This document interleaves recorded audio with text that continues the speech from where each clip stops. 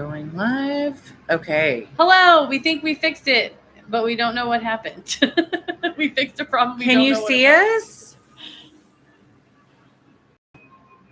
We at least have. Let us know in the chat if you can see us. We're not frozen.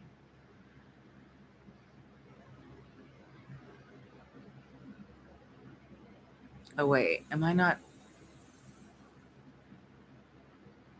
I all the way down in the chat? Yeah, I think so. It is. Okay.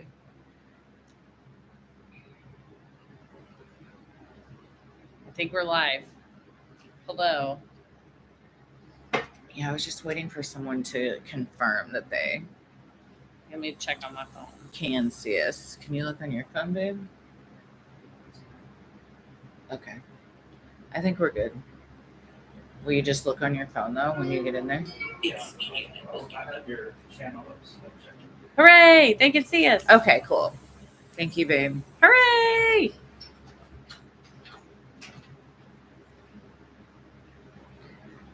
All right. We're back. We don't know what happened. No clue. Sometimes you just have to literally restart everything. We just shut it down and restarted it.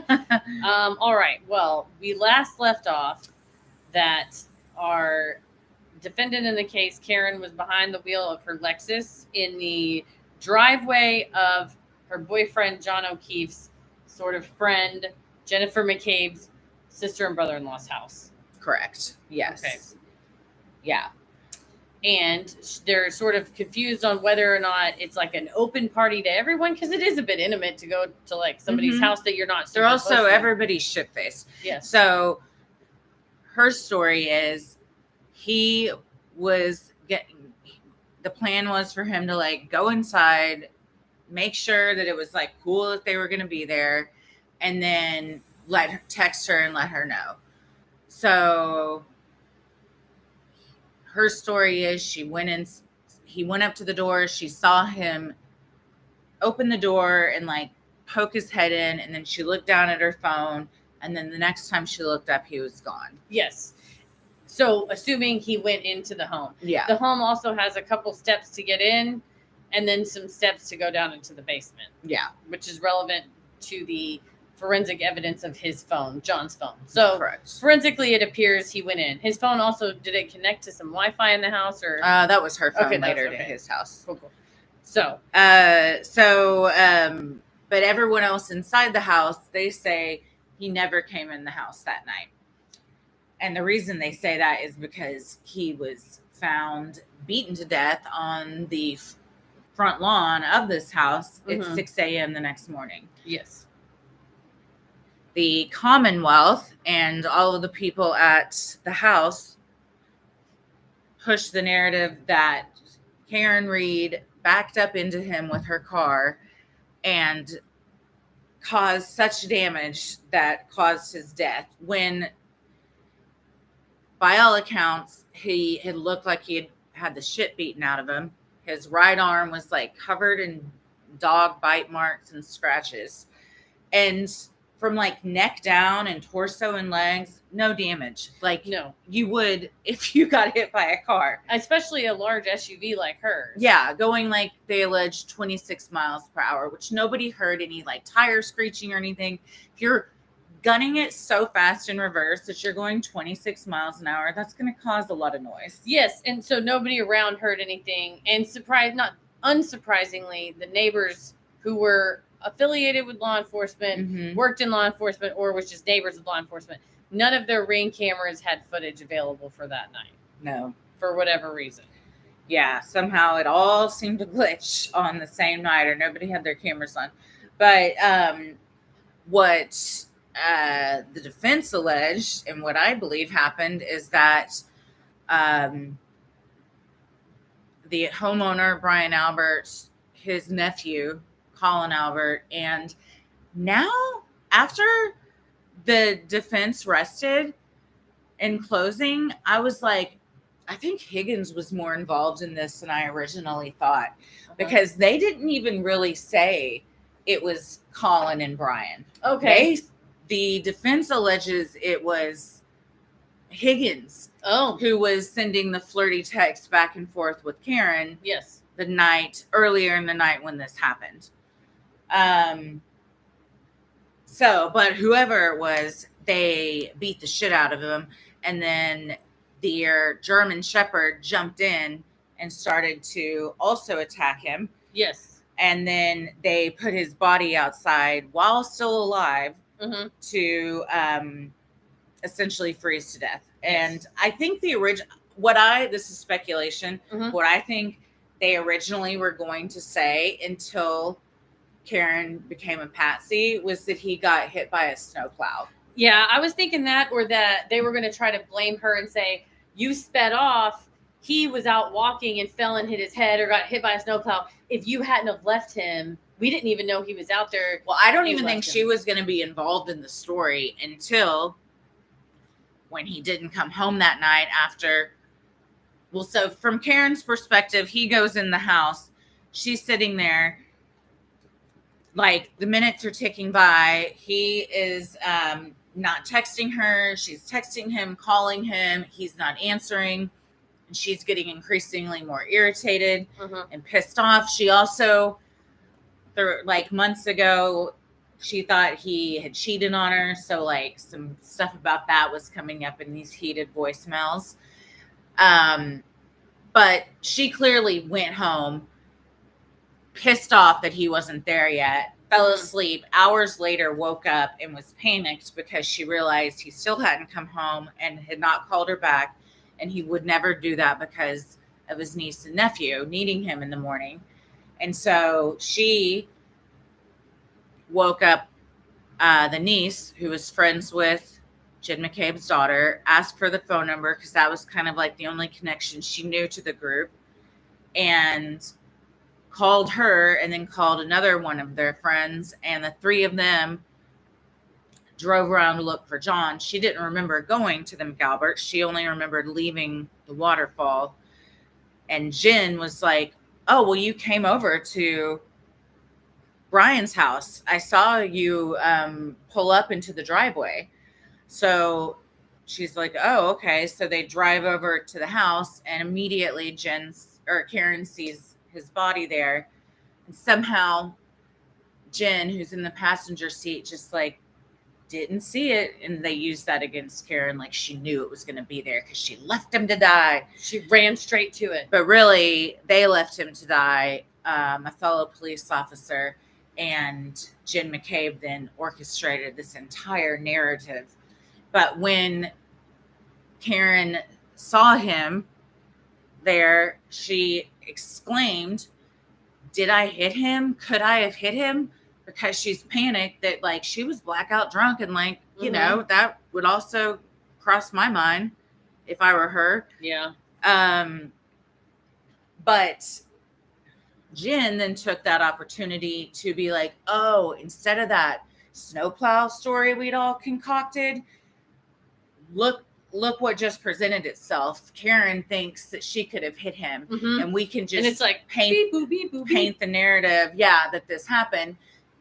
There, then you have the 6:07 a.m. and 6:08 a.m. phone calls to her sister and brother-in-law in the house, who never came outside during this whole thing, even though he is a cop and a first responder, never came outside. The disrespect shown to John O'Keefe by these families is staggering.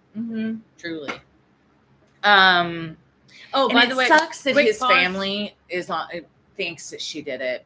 I think maybe his dad doesn't, but I'm pretty sure that his mom and brother do think that she did it. And I get that it's hard to like imagine fellow police officers doing this to your loved one, but it's crazy that it was even taken to trial, and crazier that it was ended in a mistrial. Because even if you're like, well, I don't know, how could you not think there's reasonable doubt? Yeah.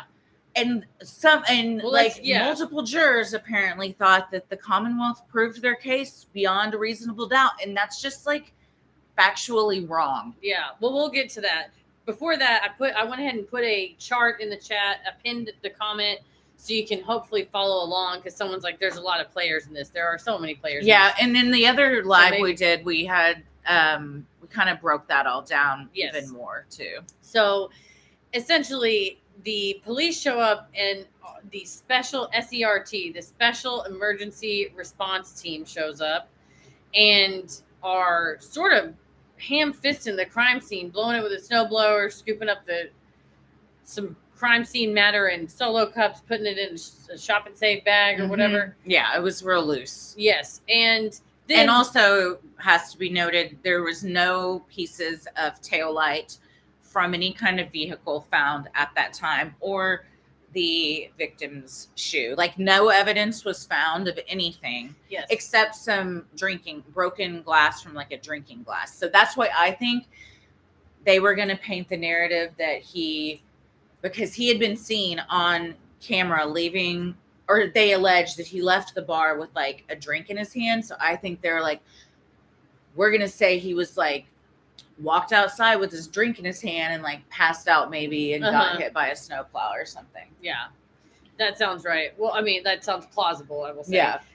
So at the time, then the Special Emergency Response Team is removed, and the Canton Police is removed because the homeowner is a Canton police officer. So instead, they have the state investigator, who is former Trooper Michael Proctor.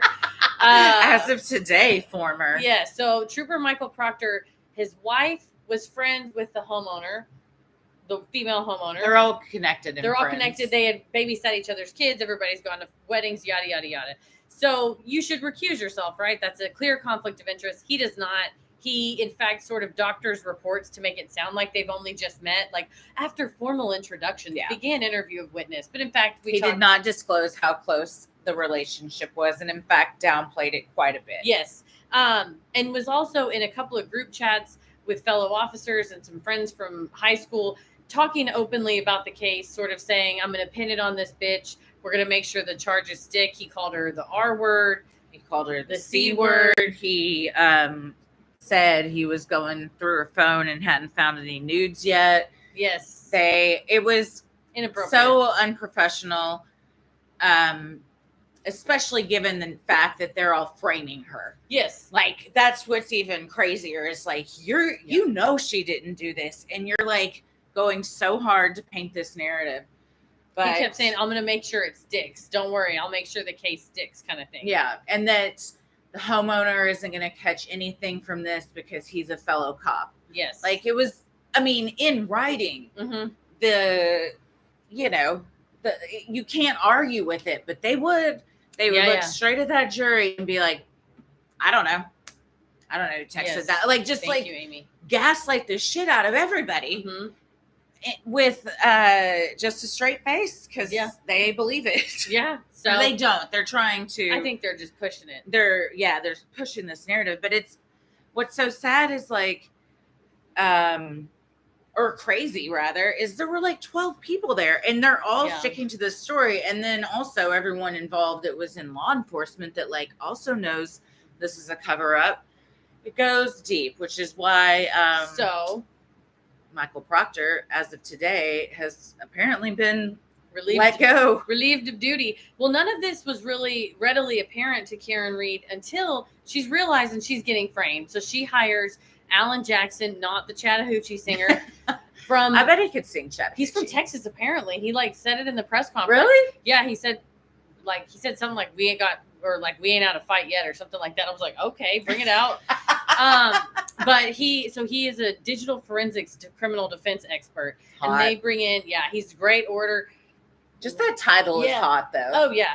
And he, so they do a huge deep dive on all these officers' phones and the homeowners' phones and everything.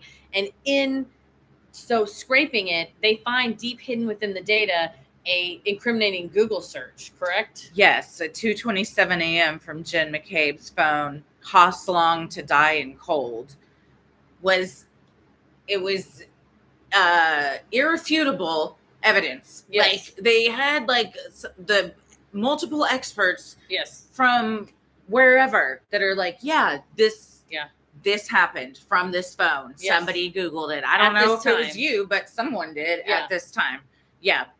And she just flat out was like, no, I didn't do it. And it's like, what reality are we living in that you're just like, we know what it said, man. we all like, know what you're it said. lying. But like, you can't like make somebody say, I mean, that's why you just show it to the jury, and the jury's like, that's why this thing is hung, because like people just, sometimes it doesn't even matter how much evidence you show them. They're just like, no, I'm convicted and this is what I'm going to say. And I'm not changing my story. I won't back down. So she, in addition, she said she had been asleep, but in fact, her phone showed she was up and pacing around. Yeah. Up until exactly when Karen Reed called her, almost like she was waiting for her to call. She's just so this whole thing could begin. Yes. So in so digging this forensic evidence, Karen Reed and her attorney sort of discover what seems to be a wide-scale plot of corruption.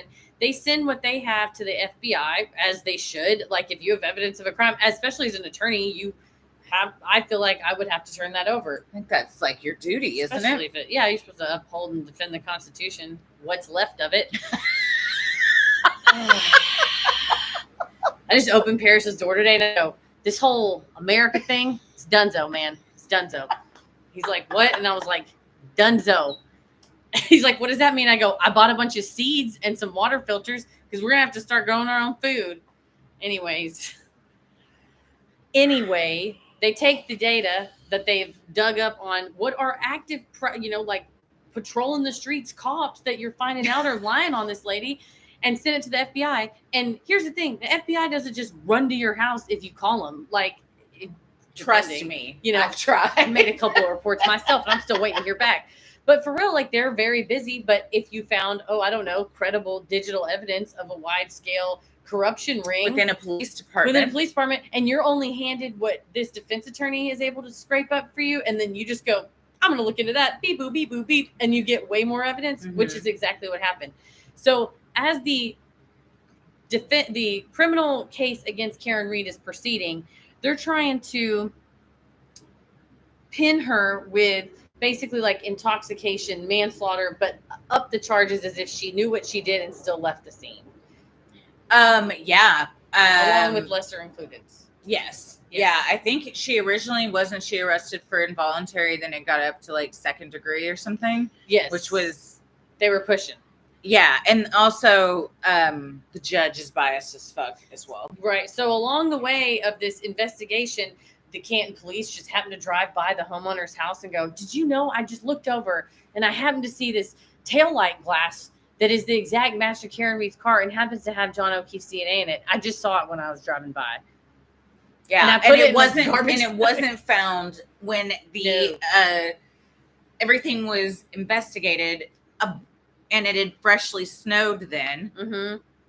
Versus like days later, like it didn't make any sense, the timeline. So, and former Trooper Proctor had lied about when her car was towed because they needed time to break that taillight and then crunch it all up and then go Shawshank style, shake it all over the fucking property.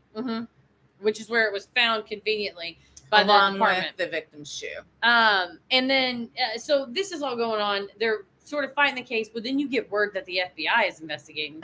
And if you're Alan Jackson, oopsie. Boing, oing, oing. I mean, that would be like the greatest. You're clicking your heels like Travis on stage in London, like doing one of those. And so they ask for a continuance.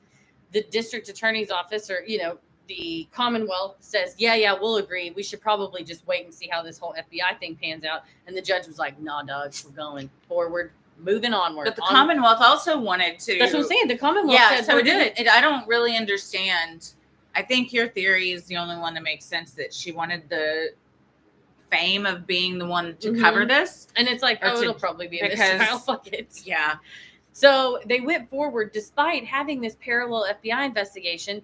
So as this very long trial has gone on, 29 days of testimony, but it's so fucking long 2 months for it to have ended like this. Worth of procedural things, hearings, off the record, voir dire, witnesses, just tons of time, in which people thought the judge was making rulings that were unfair, not rooted in reason, sort of having, to me, she had conduct unbecoming of a judge. Like, she acted tacky a couple times. And I was like, get it together, man. You have a fucking robe on, dude. Like, you're serving the people. You got to take your ego the fuck out of it. And there were several times she'd be like, "Ba-da-da-da-da," and then go off and then come back and be like, I reconsidered. And it's like, maybe take 3 seconds and breathe. Like, go to therapy. Don't shit on people who are like facing their fucking life getting taken away from them.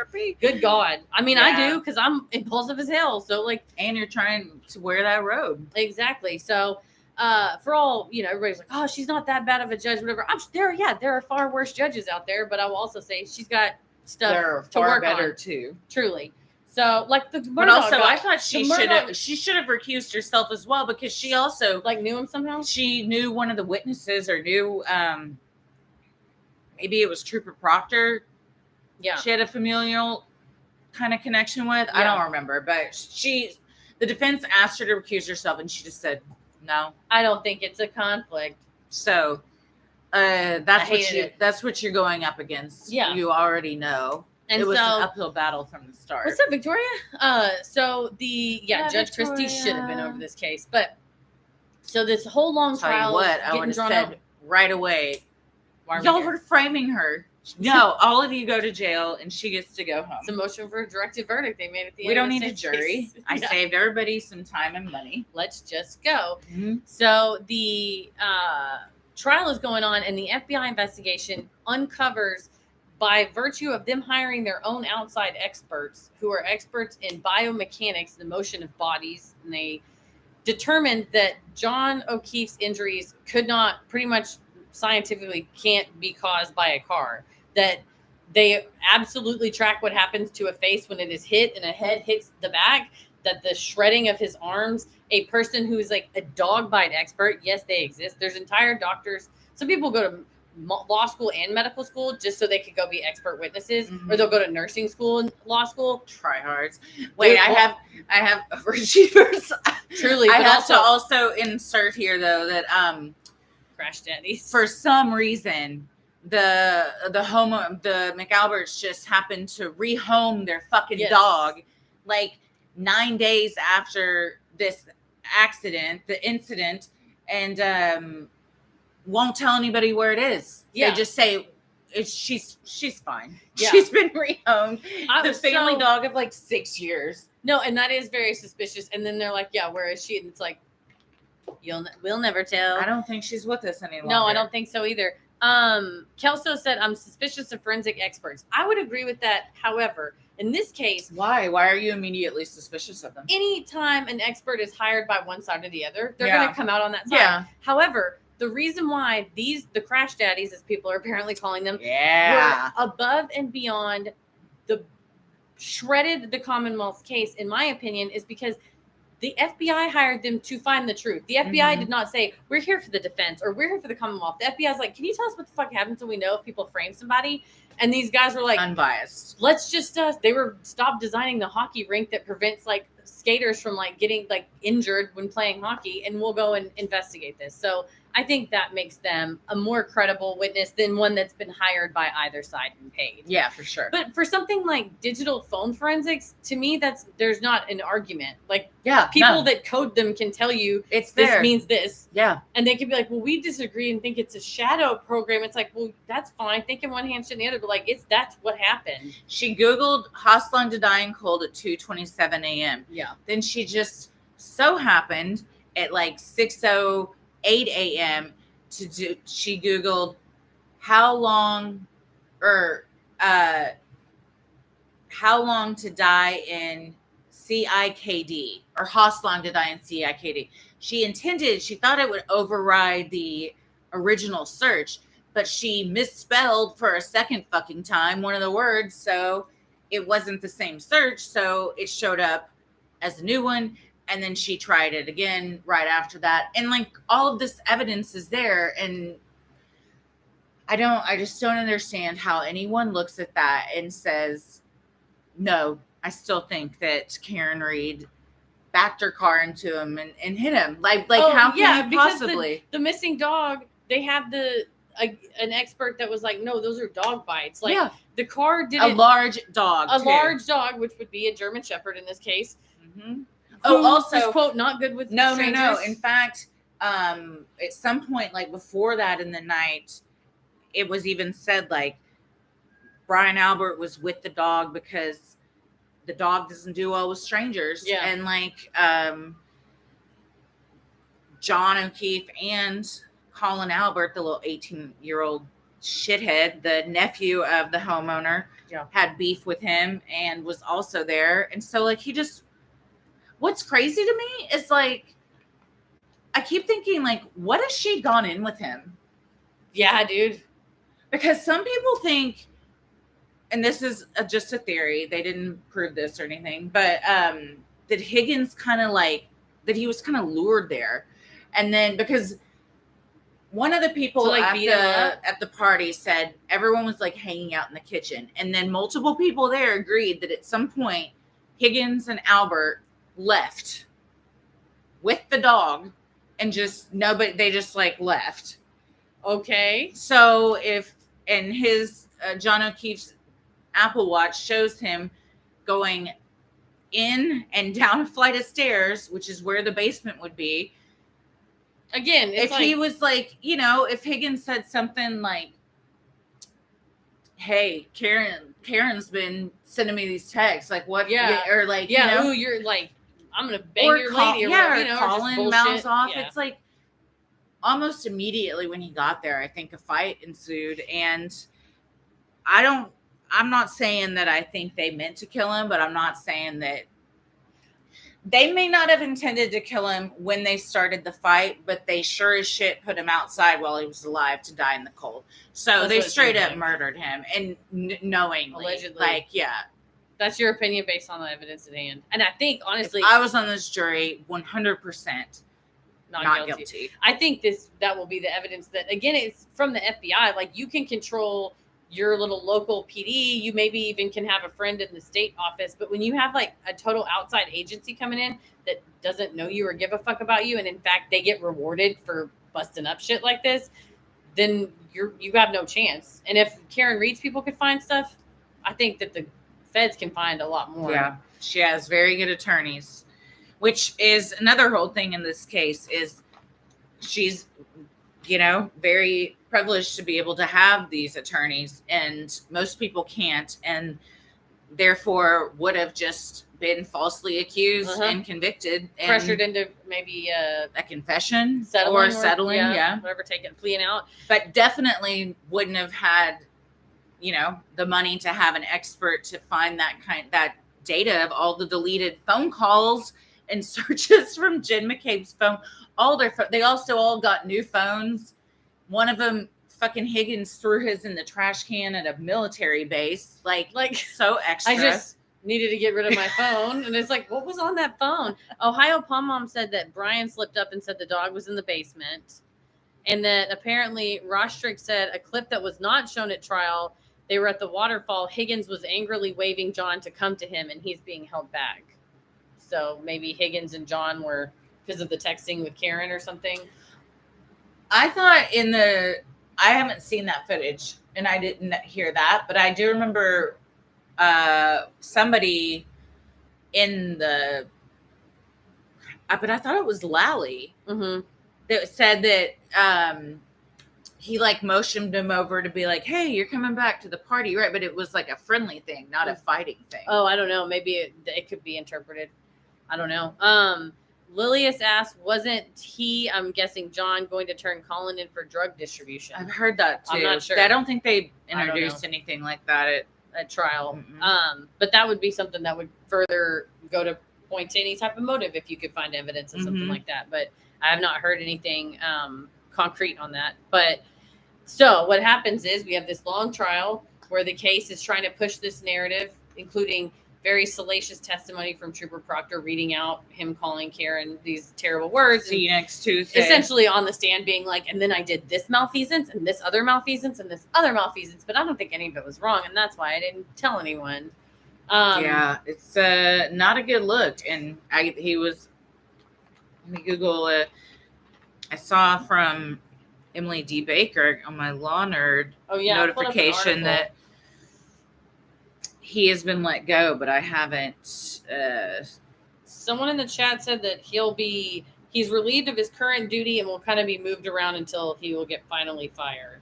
But what happened is the trial concluded. The closing statements. Interesting, in Massachusetts, the defense goes first in the closing statements. I thought Alan Jackson had a very compelling argument. I thought that Lally, the prosecutor's closing, was kind of weak. I thought he sounds kind of like borderline, I don't know, nervous kind of, and not as much of a confident speaker. And then at the end, he ran out of time. It was like, I just literally have like one more sentence. And she let him say it. And it just like, he was like, anyway, so that's why you should convict. Thanks, bye. But he never even got to like the tail light or her hitting him or anything. Yeah. He ran out of time.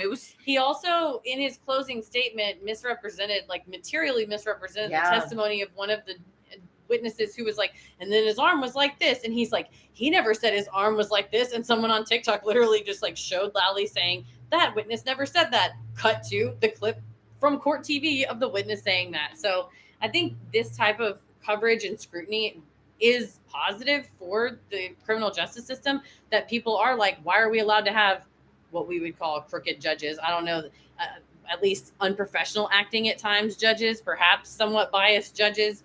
I would say pretty glaringly obvious bias at times. But also what somebody, maybe it was Emily Baker, pointed out that I'd never really thought about, that like the jurors, once they don't get the luxury of like going back and re-watching stuff, they can't like re-listen to anything. And like, imagine how many times we've had to like reference something or like but they're just going by their notes when they're deliberating too. So I just think it's very difficult to like deliberate in a case like this when there's so many players and theories and stuff involved. I mean, they would have some physical evidence. But yeah, I would wonder if that's why they were asking. So one of the questions they asked during deliberations was, the jury goes to deliberate. In total, they deliberated 28 hours. Over the course of a few days, they had to stop early one day due to a juror commitment and yada, yada. So only a few hours in, they asked for the Special Emergency Response Team police report, but police reports are not usually admissible absent extenuating circumstances. So basically the judge had to say, you're not getting that. Excuse me. She's like, you have whatever. I'm like at the mammogram office, like watching it on my phone. Like I'm working. And so they also asked, at first they came back and said, we're at an impasse. What do we do? She calls them in and tells them, you have to continue to deliberate. Massachusetts law, from my understanding, reading up on it, is that the jury will come back. It's Beetlejuice rules. They come back once, they get sent back. If they come back twice and they really, really seem like they are at an impasse and they're deadlocked, Massachusetts has special jury instructions that get read to potentially... The Tui Rodriguez ones? Yes, potentially deadlocked juries. It comes from two different cases, the Tui case and the Rodriguez case in Massachusetts courts, that determine that defendants are entitled to having juries that say they're hung essentially get an extra oomph and push from the judge.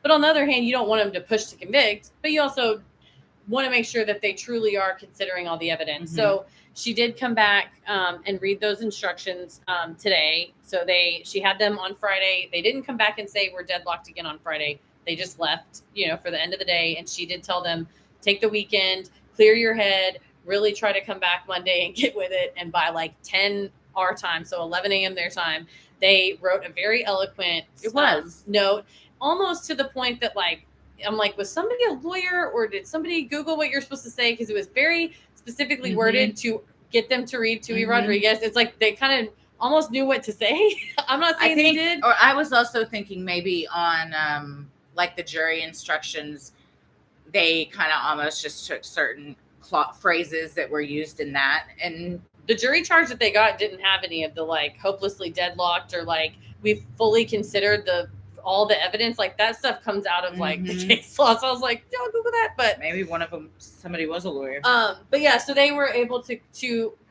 come back and say we're deadlocked still, like really, really, really deadlocked. Which Bev, the judge asked both sides, like, do you think I should read the instructions or not? The Commonwealth said no, because they are phrased in a way that would direct the jury, like, if you really can't prove every element, you should acquit, which to me is fair. But if you're what are you going to hold them hostage till they give you an answer? Then somebody's compromising. So she reads these instructions that basically say, you've been selected just like any of your fellow neighbors. Like, it doesn't, nobody else is more qualified than you. You've heard all the evidence. You really need to consider every single piece, and the burden of proof is on the Commonwealth. So if you cannot find a piece of evidence to prove each element of the crime beyond a reasonable doubt, then that is called reasonable doubt and not to a moral certainty. Therefore, you should acquit. So she read those instructions. They were gone 2 more hours, maybe. By the way, I didn't tell you this morning. What? I was in therapy, which is like on BetterHelp, so it's digital, and I have 2 monitors. So I'm like talking to Nikki on this monitor, and I had the fan. If you know, and you're watching the live stream, it's just this fan that they turn the camera to. Yeah. And I have the fan on, but I had the audio on because it's just muted or whatever. So I'm sitting there, and it's like, all rise, and I was like, and so she's like, so what I want you to do before our next session, and I was like, And she's like, all right, I'm going to hear from the Commonwealth first, and I was like, I will see you next Monday. Thank you so much. I was like, I love you so much. Thank you, but I got to go. But so she read all the instructions, and then they came back like 2 hours later and really said, essentially, we cannot do this without. Much like America, we are done. I pulled up the language because it was very powerful language. They said, we continue to find ourselves at an impasse. Our perspectives on the evidence are starkly divided. Some members of the jury firmly believe the evidence surpasses the burden of proof, establishing the elements of the charges beyond a reasonable doubt. Conversely, others find the evidence fails to meet this standard and does not sufficiently establish the necessary elements of the charges. The deep division is not due to a lack of effort or diligence, but rather a sincere adherence to our individual principles and moral convictions. To continue to deliberate would be futile and only serve to force us to compromise these deeply held beliefs. And she's like, I'm not going to do that, folks. Your service is complete. I'm declaring a mistrial. Bye. And she said, I'll meet with you privately. Do you think, I have 3 theories. One, somebody's a lawyer and spent the weekend kind of drafting something, knowing this ain't happening and this is what is going to be asked of us. Or somebody asked ChatGPT to write that. I wondered about ChatGPT. Now sounds like it could be ChatGPT. It could have. Now that you did say it might mirror the instructions, that does a little bit mirror some of the Tui Rodriguez language. But the note before that was like equally like eloquent. That was like, after due consideration, So somebody said, maybe someone's just watches a lot of Law and Order and is a really good writer. One channel said that it was 10 guilty, 2 not guilty, but nobody's heard a poll from the 10 guilty. I would be shocked, but I was based on audience. It would polls, I would believe the reverse of that. Correct. I was gonna say based on audience polls, not that like, but if you're like a jury of your peers, if there's 54,000 people watching Law and Crime and like 50,000 people watch Emily D. Baker, both of which I've watched their streams, and they have that little like poll almost constantly. It was like 78% not guilty, 5% guilty, and the rest would be mistrial or hung jury or whatever. So polling the public, it seemed more. The court of public opinion is most definitely that. Yeah, they just said some and some. So Turtle Boy was reporting one juror was like smiling at one point or sighing at another point, and so he was trying to like extrapolate things from that. I don't know that that's effective. Like they'll come out and talk like the Murdoch ones did, and so the judge. Yeah, I'd be like, I was on that jury for 30 days. I'm about to write a book, right, dude? I mean, it's just like you have to make something of it because your life got stolen for 2 months. I didn't get a paycheck for an entire month. So the judge went in there privately with them. I'm guessing polling them. I assume that the defense and Commonwealth would be made aware of that.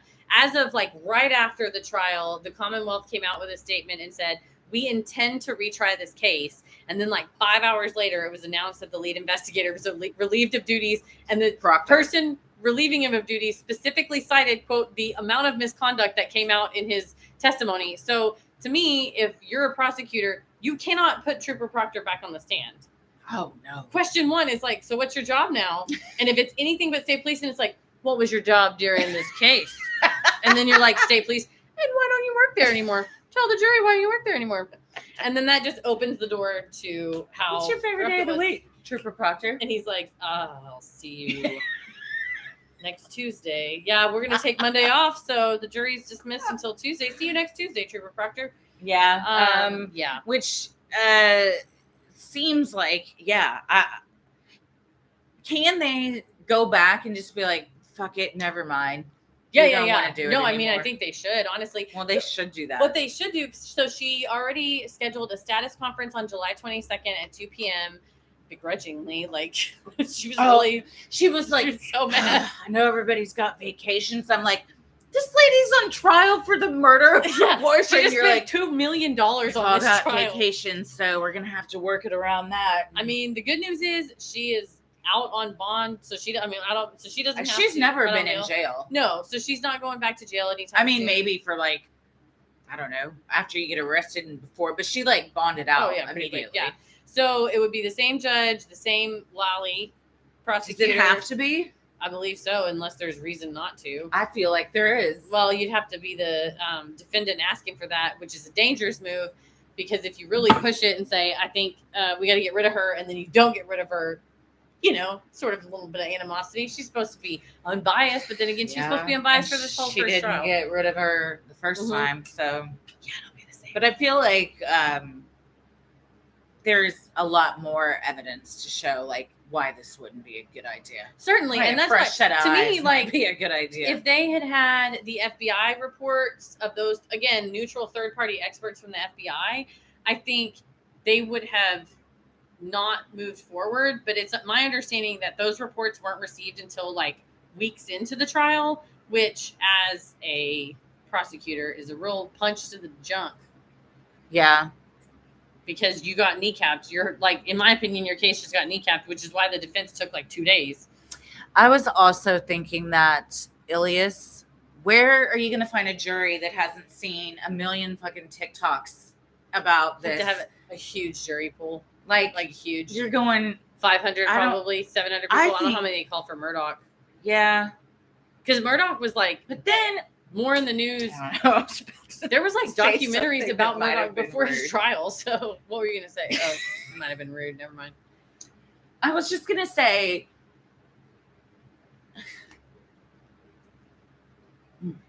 what else do you think if you were going to like profile someone that had never heard of this case? Okay. So therefore that probably means they don't go on social media. Mm-hmm. But what else does that person you think look like? Because the type of person that like has no social media, I feel like,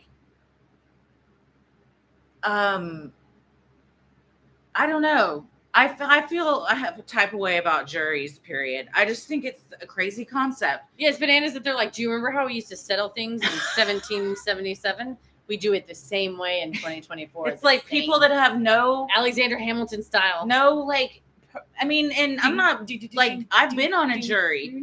So like, I'm including myself in this. Yeah. But like people that have no knowledge or education about stuff like this, making such grand decisions, life-changing. Emma says the hippies around Northampton, I don't know, maybe there's as many people as now you know what as, I would love to have 12 hippies. Oh yeah, it's like 12 hey, hippies man. is also a show I would watch, just like 12 angry hippies, but they're not angry. 12 happy hippies. Yeah.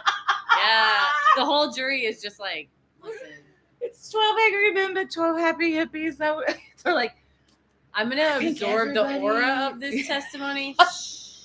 I can see both sides, you know. Like, I just think if we all just loved each other more, like we wouldn't even be here right now. Let's be chill. No, I mean you can. It's hard when you have a polarizing topic like something that's in the news. I liken it to a trial they were trying to set a jury for when I was an intern at the county court, but it was in the district court. The trial was, and it was a lung mesothelioma case, but the guy was also a smoker.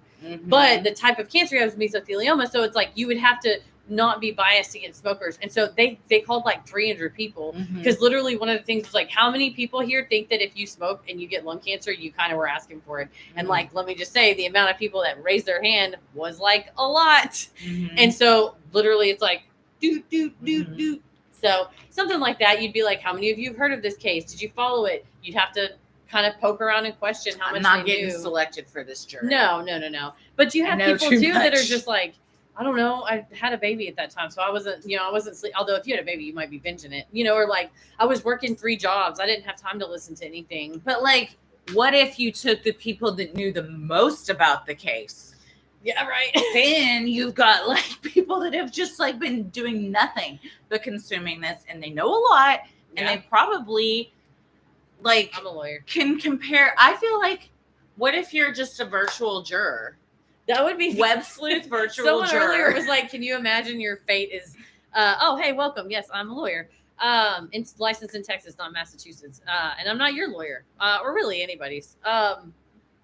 Christy, no matter what. Your Honor, Christy plays a judge on TV, on our Patreon channel. I'm not a real one, but if I was, her dad was a judge, so she's got biased. a legit gavel and a legit robe. So. Well, it's not the gavel that was used in his courtroom, but it's still legit. It says if you're Judge using Christy. It.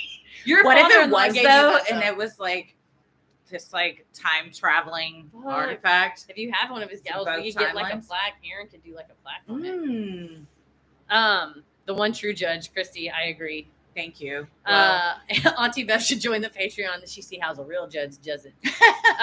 But yeah, so I don't know. I think I doubt seriously now the Commonwealth's gonna like move full steam ahead on a retrial, given now the dismissal of Trooper Proctor. Someone in the comments said it sounded like Higgins got dismissed. I have not seen that news, but if you have a link, please send it. And Caroline he also got his feelings hurt. Caroline says the gavel doesn't make the judge.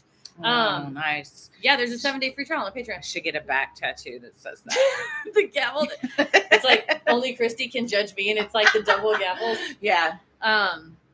But no, so I don't think the Commonwealth's going to run headlong into retrying it, not only because of Trooper Proctor being relieved of duty, potentially whatever else is going to be uncovered in this FBI investigation. Yeah. I mean, if you say clearly going on, even like the defense didn't even know it was happening. Yeah, no, absolutely. So I think the feds are moving on this. Dusty Blue said, I hope the feds are moving. I think they are, because at least, enough to have experts looking into the locomotion of the injuries and determining, whether they were caused by a fist hitting the back of your head after being hit with a fist, a dog, or the automobile, which I don't think the evidence at all supported. No, in fact, it supported that all of that evidence was planted after it was taken from her car. There's also like footage of her backing into John O'Keefe's car when she's leaving the garage at 5 a.m. to go look for him, and she hits his car, and that's what cracked the taillight.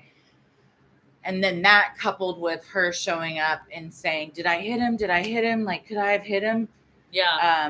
That gave Jen McCabe the light bulb moment of, what if we just convinced her she did it? What if we just gaslit this woman and be like, you were so drunk that she murdered her boyfriend? Damn. Monsters. Well, we have some questions from our Patreon.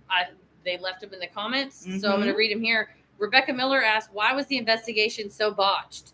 Why were the residents of the house and those that they were partying with that night not investigated and questioned sooner? Because we neglected to mention that when the investigation of the John's body was occurring in the yard, that at no point was a search warrant obtained or consent was obtained to search the house, which was very nearly thereafter, had the full basement redone, all the floor ripped up and redone, and then they sold the place quickly thereafter for a little bit below asking, below market.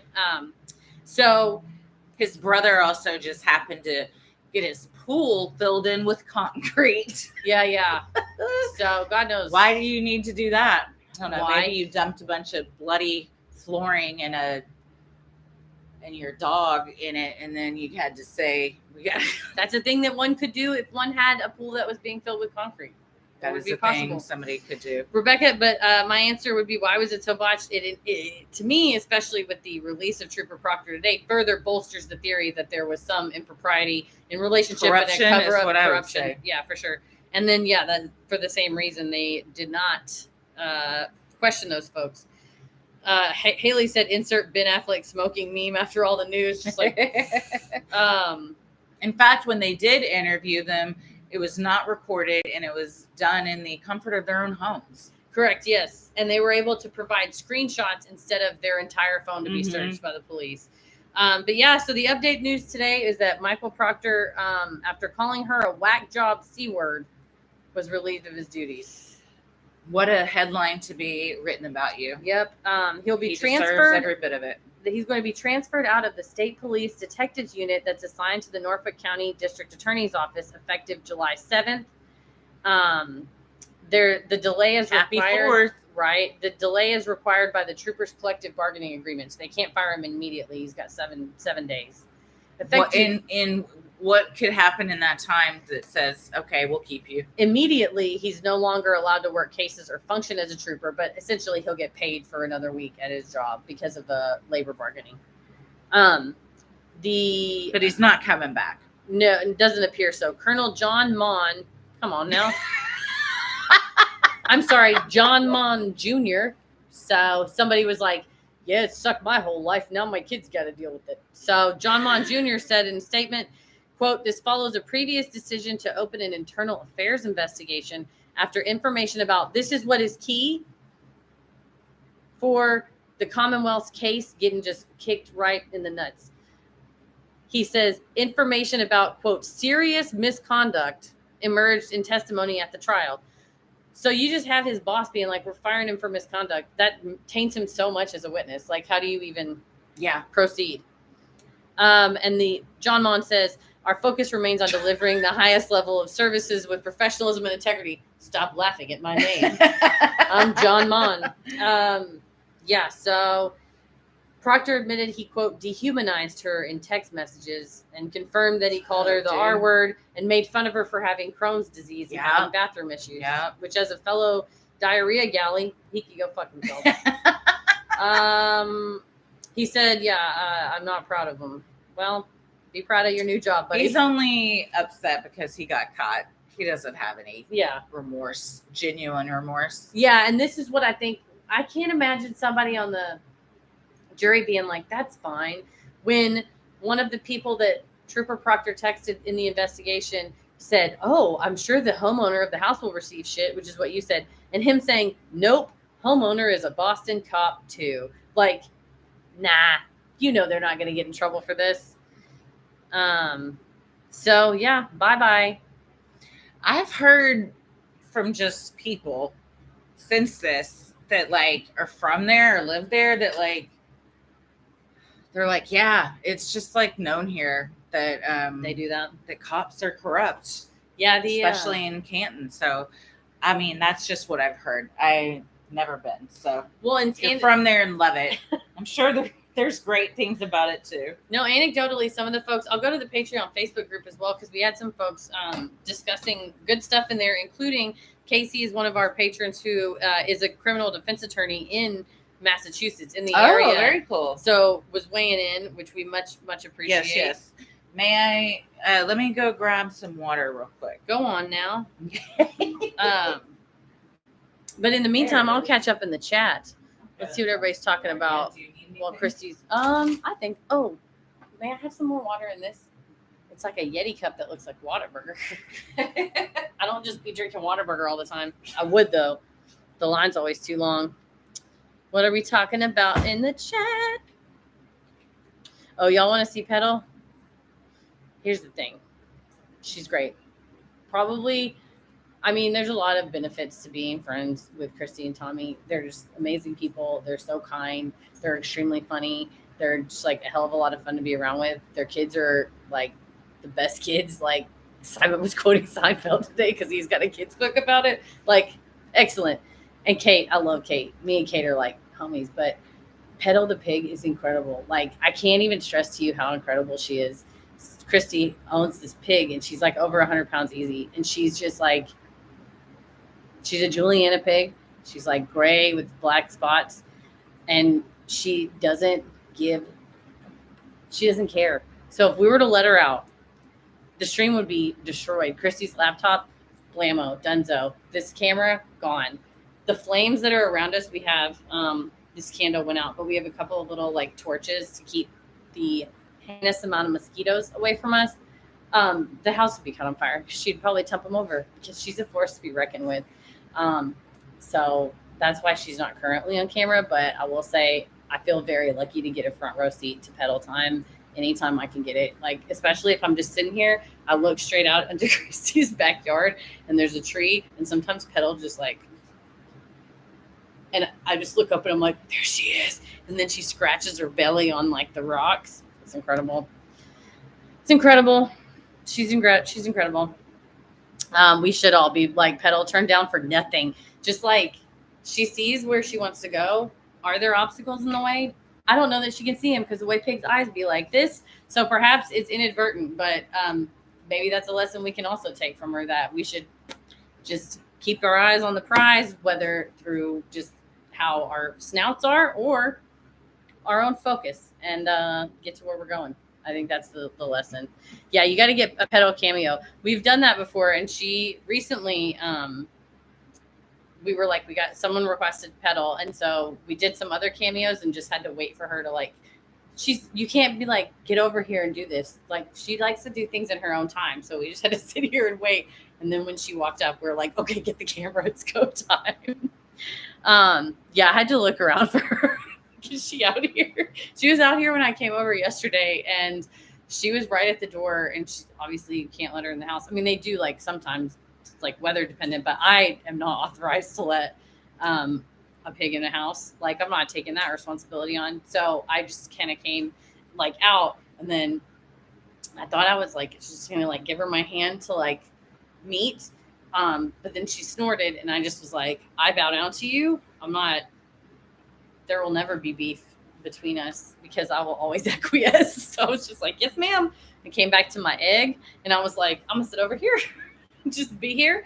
And it's her world, and we all just live in it. And honestly, I feel honored to live in it. So that is my Horsehead Heather. You could get it. The Horsehead was fun, although it is 90 some odd degrees and feels like probably 100. It's the Horsehead on, but I love it so much I don't even mind it. So welcome. Yeah, no beef, only pork. Yes, but not eating. We just for loving. They were asking about pedal, and I was saying she does her own thing. Yeah. Well, that she does. Well. What else do we need to discuss to close out our Mistrial stream? We were gonna read some of the Patreon comments. That's right. Mm-hmm. So one of our patrons suggested, who is a criminal defense attorney, suggested that potentially jurors possibly felt that voting not guilty would be ratifying the defense's argument of rampant police misconduct and corruption. So there was reasonable doubt all over this case, but perhaps some small town folks didn't want to think, it's possible that this corruption, right, without further, it wasn't about the evidence, it was Yes. about their moral convictions about Yes. police in general. Yeah, It wasn't about, it became bigger than this case. that's a good point. Someone asked, would there, potential jury tampering, which our patron said, you probably don't even need jury tampering. And I would agree. If you think like if small town Massachusetts is like small town Texas, this is a small town Texas. You just have, especially when there's so many people who work at law enforcement or know somebody that works in law enforcement or is friends with somebody that they did that. Would I get what? This? Our listener gave it to us. I was just thinking, That's I have Full Moon one of Energy. those, right? Yeah. Where is it? It's probably in your stuff from the tour. Like I've been wearing it. It matches my outfits. Where's my stuff from the tour? I gave it to you in a bag of stuff, like gifts and stuff. Wherever you have the Yeti, the little crocheted Yeti that we got. We each got one. I got a Yeti and a Charlotte Hornet. Phenomenal. I don't know where that is. I don't know that I have. Maybe it's in Yeah, that you do. suitcase. Yo, I bet you it's in the t-shirt suitcase. Yep. Okay. Well, there you we go. Solved that. Right on the air with all of you listening. 193 people. Now you know the behind the scenes.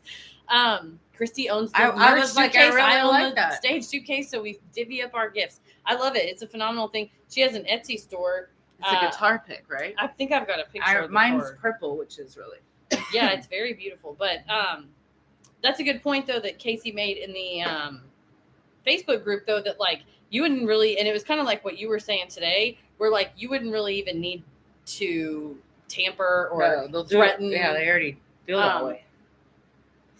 Or anything like that. So, and what else? Any other comments from our intrepid Facebook patrons? group? Well, yeah. I hope that I'm glad Casey said this as well. Once the FBI is finished investigating, the DA will try to quietly dismiss the case. I would say so too. I think they don't want to look like to the family that they're just giving up now. I think they're going to kick the can until the FBI's official finding, if there's any arrests from that, or just what the findings are, that the state would say, well, now we no longer have probable cause to even like bring this at this point. Yeah, so it is really sad that his family is in the position that they're in. No, it truly is. And those kids. No, and it's like, because especially when you think about if the corruption theory is correct, which at this point I think there is at least, I would say, like a civil defamation amount of evidence pointing to that. Like, I don't feel uncomfortable saying there's some sort of corruption and impropriety.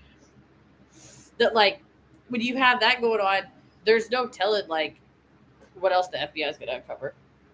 So I think it's just a matter of time for that to come out, and you just tell the family, like, we're still working on it. But the hard thing is that the FBI investigation very well could say, your brother, who was a police officer, was disrespected in life and then in death, like literally left out like garbage by fellow officers who just the day before had driven all this way to make a big show to go to this funeral. Mm-hmm. And in fact, didn't go to his. They didn't go to his funeral, and then cost your family 2 years of like grief, turmoil, being drug on a public stage that they didn't want to after losing their daughter / sister. Mm-hmm.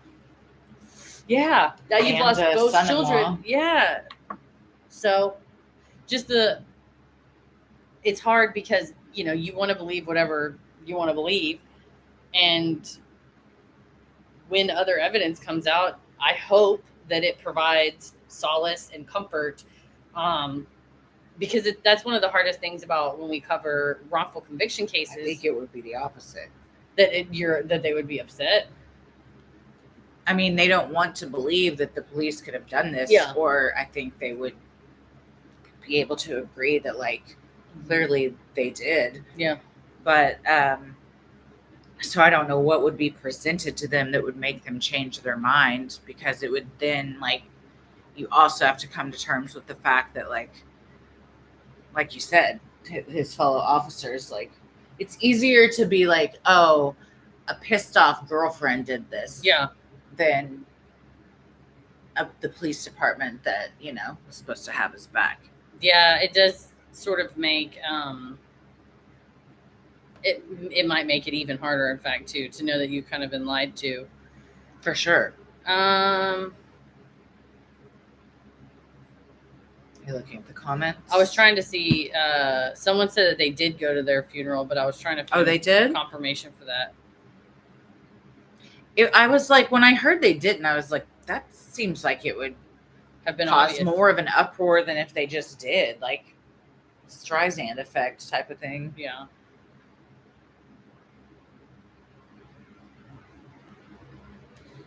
Well, it'll be interesting. So, like, is it possible that charges could also be brought against somebody else? Certainly. Yeah. And who would do that? Well, it would depend what the federal investigation uncovers, and if there's any findings that they broke federal laws, they would be charged under, I don't know if it's like RICO, I don't know what kind of crimes they're doing. I don't know. For like a single murder like this, I'm not talking about that. I'm like, if for whatever reason there's like a larger cover-up ring and they charge you with that, that's a federal charge. If they I think that the FBI would probably conclude its part on the corruption as far as like the mishandling of the case and literally like if there was planting of evidence or erasing of things or allowing witnesses or whatever. I think the FBI would handle that, and then its whole package would get handed to the Commonwealth that would say, this is the evidence we have for this. This is the evidence. The problem is, I think, because of the botched investigation, so much evidence was destroyed. You know, the whole basement was destroyed. You can't go down and test for blood. The dog's gone. You can't test its bite marks. The crime scene was like shat upon, you know, blowed with a snow blower, moving stuff, putting it back, all that stuff. The footage was erased from, you know, there's not even ring footage. That stuff that might go to prove, like, I don't think you could prove beyond a reasonable doubt the alternate theories. Like, if everybody says, you know, I think, you know, it was Colin and Brian or Brian and Brian or whatever, and they did this and the dog did this. I don't know that at any of those suspects you could prove beyond a reasonable doubt to a moral certainty, which is the Massachusetts criminal standard. If John O'Keefe's family like got sufficient evidence from the FBI that was like, these people did this, you could civilly sue them, because the burden of proof is much lower in a civil case for wrongful death, and say, in my opinion, you know, your actions, your recklessness or whatever by getting into a fight with him caused his death. Couldn't they test his body? I don't know. I'm not sure if he's cremated, he's buried. I don't know. Well, I mean, like, if there was like DNA evidence on him from someone because he got into an altercation. Yeah, if they were able to perhaps comb over like the evidence on his jacket. But then do you say, as the homeowner, like, oh yeah, he came in for a beer? They couldn't, because he wasn't supposed to have gone in there. Well, like I said, then you're like, have to change your story, and then you have a bunch of different stories. I don't know how that would be. How would you explain that? Or you say, oh, well, my DNA's on him because we were at a bar earlier and I was hugging him. You can see in that video my arms around him and I'm touching his shoulder. Well, so it says he was cremated a week after he died. Mm. Yeah. And I would say if they were into, if there was some cover up and the officers were like planting the glass and stuff, they would probably have been told what items not to test or what items to get rid of, or yeah, the jacket from the hospital floor, it got kind of drug around as well, so nothing was preserved as evidence like how it should have been in evidence bags and whatnot. Yeah, Sandra Birchmore, some folks are mentioning, which is another case nearby that apparently has some sort of corruption element, so that might also have something to do, or has what's that case about? Been roped into the Fed's investigation. Let me do a brief search. I believe that was one that folks had showed up to the. There it is. The headline from People is "Death of a Woman Who Accused a Cop of Sex Abuse Was Ruled a Suicide, but a Prominent Pathologist Doesn't Think so." Damn, that's happening right now? Yes.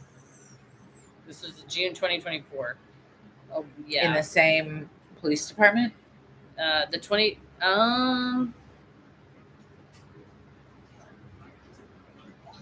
Stoughton. Correct me how to say this, our Massachusetts friends. It's a nearby area, Stoughton. Nearby to Boston? Yeah, I guess so. 3 former officers in the department had allegedly engaged in inappropriate relationships, including when she was 15. So sounds like perhaps somebody was trying to cover it up. Her family hired Dr. Michael Baden, the former chief medical examiner for New York City, who wrote a letter on behalf of the family stating that her cause of death was actually strangulation due to homicide. Wow. So he said that, it occurs, the type of injury she had is more frequently occurring when a woman is a victim of strangulation. So she listed, she lived in Canton. The officer is from Stoughton. How did you say it? Stoughton. Thank you very much. Well, that sounds like something that the federal investigators should also look into. Yeah. Absolutely. Especially if it's the same department. So thank you. Oh, the Massachusetts state troopers investigated the death. Oh, the current headline is that they're asking to look into it again and reopen the case. So, who is? It says her family? I believe so. Yeah. and her family has hired an attorney and Dr. Michael Baden, so they're sounds like pushing back. Stoughton, thank you.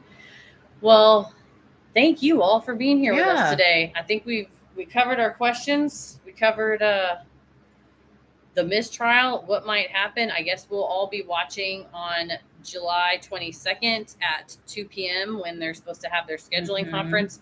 Sounds like Alan Jackson's going to be zooming in from remotely. And so we'll see what Not happens. running then. really fast. No, he's not zooming in.